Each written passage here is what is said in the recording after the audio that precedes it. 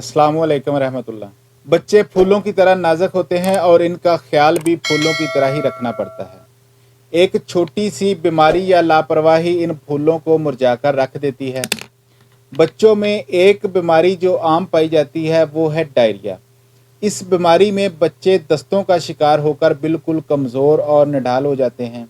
Diarrhoea क्यों होता है, इसकी अलामात क्या हैं और इसका इलाज कैसे मुमकिन है, इन तमाम अहम सवालात को आज की इस वीडियो में डिस्कस करने की कोशिश करेंगे। आजकल गर्मियों का मौसम है और ये मौसम अप्रैल से शुरू होकर अगस्त तक रहता है। जैसे ही गर्मियां शुरू होती हैं वैसे ही तरह तरह की बीमारियां सर उठाने लगती हैं और इन बीमारियों में सरे फहरिस्त डायरिया यानी दस्तों की बीमारी है।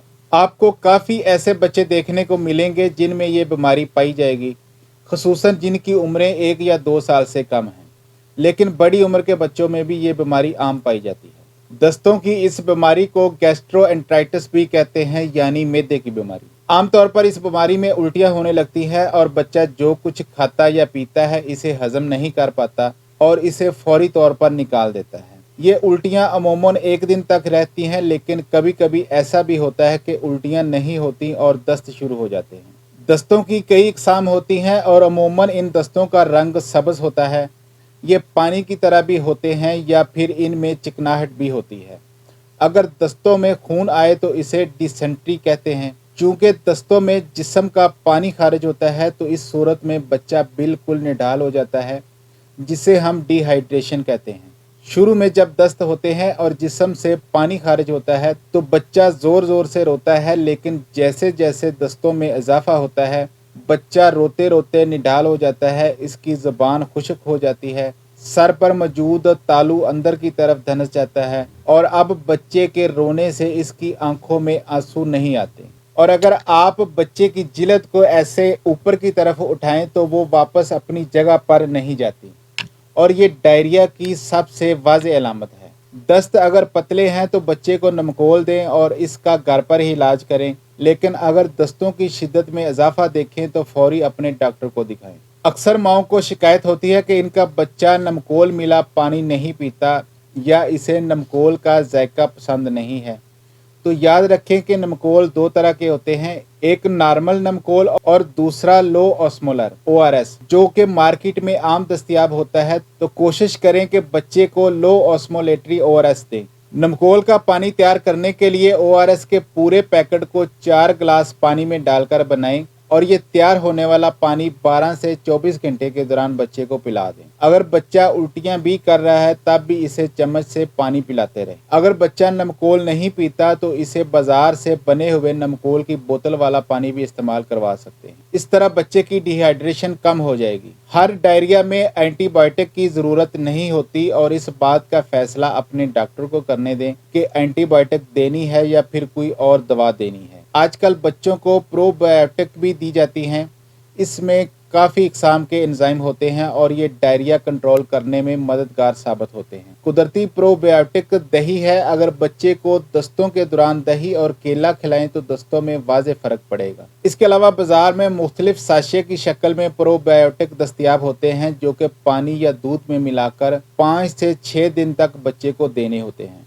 ये प्रोबायोटिक साशे एंटीबायोटिक नहीं होते और ना ही इसका कोई नुकसान होता है, लेकिन फिर भी डॉक्टर के मशवरे के बगैर इस्तेमाल ना करवाएं तो ज़्यादा बेहतर है। दस्तों में हर मर्तबा ड्रिप लगाने की भी ज़रूरत नहीं होती और इसका फ़ैसला भी अपने डॉक्टर को ही करने दें। इसके अलावा आजकल लोग जो काम सबसे ज़्यादा करते हैं वो बच्चे को जिंक सिरप पिलाना है। 2-3 बच्चे ने लूज मोशन किए और पकड़ा चम्मच और पिलाना शुरू कर दिया जिंक का सिरप। याद रखें, जिंक सिरप 3 से 4 दिन के डायरिया में नहीं दिया जाता, बल्कि जिंक का सिरप अमूमन इस डायरिया में दिया जाता है जो 14 दिन या इससे ज़्यादा का हो, और जिंक सिरप 10 दिन के लिए दिया जाता है और ना इसे 10 दिन से कम पिलाएं और ना ही 10 दिन से ज़्यादा पिलाएं। ज़्यादातर कोशिश करें कि बच्चे को माँ का दूध दें और अगर दूसरा दूध देते हैं तो फीडर को अच्छी तरह धोकर और उबाल कर दें। अपने घर में उबला हुआ या फिर मिनरल वाटर इस्तेमाल करें। गर्मियों में खाना अक्सर ख़राब हो जाता है, इसलिए दिन में खाना बाहर ना रखें क्योंकि इसमें जरासीम पैदा हो जाते हैं, और फ्रिज में भी सोच कर रखें क्योंकि लाइट बंद होने की सूरत में भी खाना ख़राब हो सकता है। इसलिए बच्चों को हमेशा ताज़ा खाना खिलाएं। अगर आप हिफ़्ज़ाने सेहत के असूलों पर अमल करेंगे तो यकीनन आपके बच्चों को दस्त वगैरह नहीं लगेंगे। दस्त लगने की कोई ना कोई वजह ज़रूर होती है और ये जरासीम कहीं ना कहीं से आते हैं तो ही दस्तों की बीमारी लगती है। जब भी बच्चे को दूध पिलाएं तो फीडर को उबलते पानी में डालकर साफ करें। अगर खाना खिलाते हैं तो पहले बच्चे के हैंड वॉश करवाएं और माँ भी हैंड वॉश करने के बाद खाना दें। पानी उबला हुआ इस्तेमाल करें। बाजारी खाना खिलाने से गुरेज करें और बच्चे को आदत डालें कि वो जब भी वॉशरूम से बाहर आए तो अपने हाथ साबुन से अच्छी तरह धोए। इसी तरह जब बाजार से सब्जी वगैरह लाते हैं तो इसको भी अच्छी तरह धोने के बाद पकाएं। डायरिया से बचाव के हवाले से डॉक्टर्स का कहना है कि हमारे यहाँ डायरिया का एक वायरस जो बहुत आम पाया जाता है, इसे रूटा वायरस कहा जाता है और इस वायरस की वैक्सीनेशन भी होती है जो बच्चों को पिलाई जाती है। अगर आप ये वैक्सीन अपने बच्चों को पिलाएंगे तो बच्चा दस्तों से काफी हद तक महफूज रह सकता है। अब कुछ दवाइयाँ आपको बता देता हूँ जो इमरजेंसी की सूरत में आप बच्चे को दे सकते हैं ताकि डॉक्टर के पास जाने तक बच्चे की तबीयत ज्यादा खराब ना हो। तो सबसे पहले है एंटामिजोल सिरप। अगर बच्चे को दस्तों की या लूज मोशन का मसला चल रहा है तो आप उसे 1 चम्मच सुबह दोपहर शाम दे सकते हैं। उसके बाद है इनफ्लोर साशे जो प्रोबायोटिक है। इसका 1 साशे आप बच्चे को रोज़ाना पिला सकते हैं।